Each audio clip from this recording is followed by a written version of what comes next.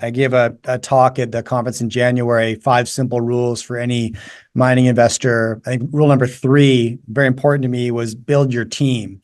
And when I say build your team, I mean, find the personalities in the sector who are doing all that work that Jamie just discussed, that Jeff is about to discuss. It's the full-time job, and they've been doing it for decades. Yeah. And you can unofficially partner with those people via their businesses, right? You guys both have individual publishing companies where you share your diligence and your portfolios with your subscribers. And to go it alone is, quite frankly, I'm just going to say it foolish. It's foolish. It's too risky of a game. Jamie, you were going to jump in there? I was going to say, I mean, there's often this like the 5 simple rules or the 10 things you look at. And well, that's a good highlight. You make a good point, is that if you fall into the trap of thinking that's all you need to do, you're at severe risk of getting burnt very, very badly.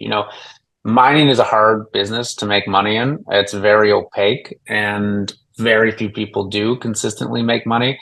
Very few people who have spent their entire careers in the industry make money. And, I would say, even for myself, I'm a pretty well-rounded technical person, but I do not rely on my own expertise in every area that I look at. If I'm looking at metallurgy, I'm not the person to make that decision. I talk to a metallurgist. If I'm looking at anything more advanced than moderate geology, again, I talk to geologists that are not geologists, but geologists in that specific type of deposit. So don't underestimate the technical complexity of these things. And I think you make a very good point, Jay, which is like, find the people that can help you on that, because it's, there's a reason the biggest investment funds in the mining industry have hundreds of people working at them and not 2.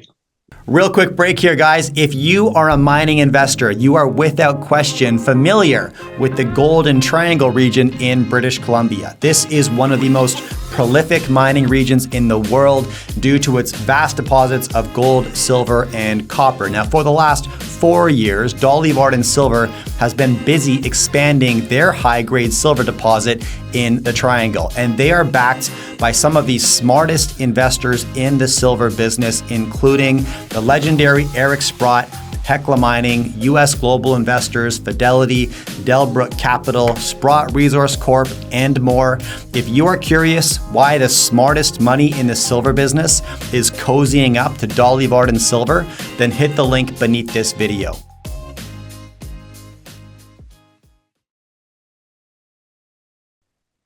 Yeah. Okay, Jeff, same question over to you. What can you share on your diligence process? Well, Jamie makes a good point. Mining is a different business than evaluating Apple stock or Microsoft. Most people aren't familiar with it. Even many in the mainstream, even many that comment on mining stocks in the mainstream don't really know what they're doing, I can say. But there are certain things that you can do to really reduce the risk. And it kind of goes back to what you were saying, Jay, of finding the fatal flaws in each of these to get rid of stocks. And you're right, there's so many of them that, our initial goal is to eliminate them, not to try to include them. And so you're looking for fatal flaws all the time. And, I do use a method that has worked for me. And I share that in the book. It's very detailed, but it's to give the retail person a fighting chance to actually succeed in this complex and sometimes daunting industry. And I think by doing so, it's worked for me, all I can say. And it worked for Doug Casey. I pass along a lot of things there that I think can work. And I think most people in this audience know you can start with the 3 legs of the stool: is the people, the politics, and the project itself.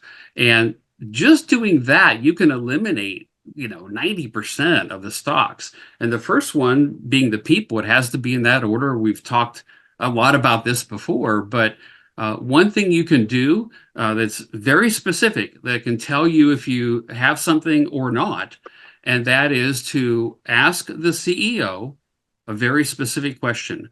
What did the stocks do under your prior tenure? In other words, did they create shareholder value of the prior companies they ran? You can also do that with the geologist, the lead geologist. I don't want to give any names, but you could pick someone out that has had 5 discoveries in his career. Well, you've already got someone who you've got a good shot at investing in. Whereas the person who was running a marijuana farm last year, that's not the best person to invest in. But just look at the stock of the prior companies they ran. Did they create shareholder value?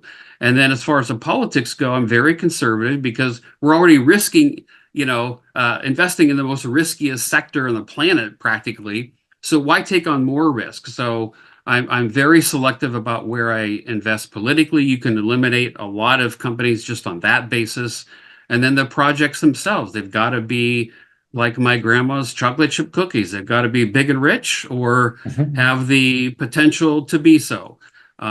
So there is a lot involved. Jamie's right about that. But I think a retail investor can learn enough to identify some potential winners as long as they have a basket, because even Jamie and I, we've been saying we're not going to be right all the time, and we do this for a living.